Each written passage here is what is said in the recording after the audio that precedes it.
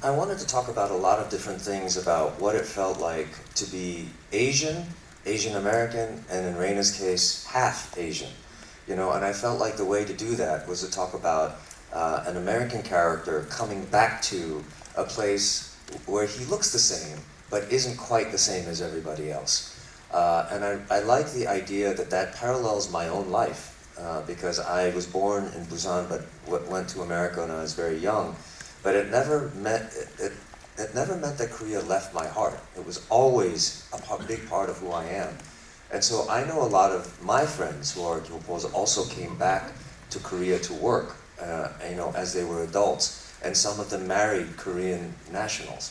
And so, you know, these are stories from my own life and my own experience. And I felt like now, because there's so much interest and popularity of Korean food, beauty products, drama, K-pop, now I felt like the time was right in the American marketplace to be able to tell this story and have the studio want to do it.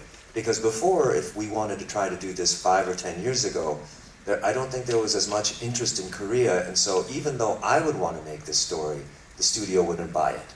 And so it was the right timing to tell a story that was very important to me. 네, 사실 아시아인으로서 사는 것, 그리고 아시안 아메리칸으로 사는 것, 아시아계 이제 미국인으로서 사는 것, 그리고 레이나의 경우에는 이제 혼혈인 아시안으로서 사는 것, 이런 것들로 인해서 이제 느끼게 되는 여러 가지가 있는데요. 이러한 여러 가지 측면에 대해서 이야기를 조금 하고 싶었습니다.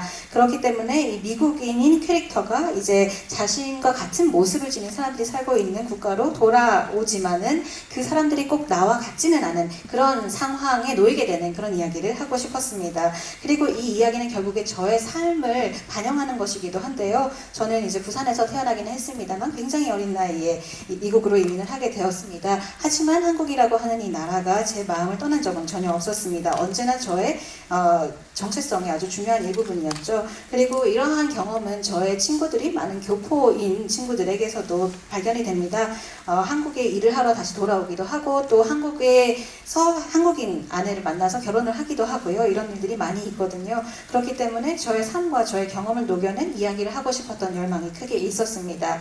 그리고 사실 지금 같은 경우에는 이 한국의 뭐 음식이라든지 K-뷰티라든지 K-드라마, K-팝 등 여러 가지 한국적인 부분에 대해서 많은 관심과 또 인기가 높은 때가 아니겠습니까? 그렇다 보니까 미국 시장에서도 이러한 이야기가 만들어질 수 있는 좋은 타이밍이었다고 생각을 합니다. 사실 이런 이야기를 하고 또 이런 이야기를 하고 싶다고 한다고 해서 이것이 바로 만들어질 수는 없는 것이었죠. 5년에서 10년 전만 하더라도 사실은 한국에 대해서 그렇게 관심이 지금만큼 높지 않았기 때문에 제가 아무리 이러한 이야기에 대해서 뭔가 프로젝트를 하고 싶다라고 한다고 하더라도 스튜디오에서 이제 이 프로젝트를 맡아주지 않았을 것입니다. 하지만 이제 타이밍이 왔기 때문에 제가 아주 중요하게 생각하는 이야기를 할 수 있는 기회가 오게 된 것입니다.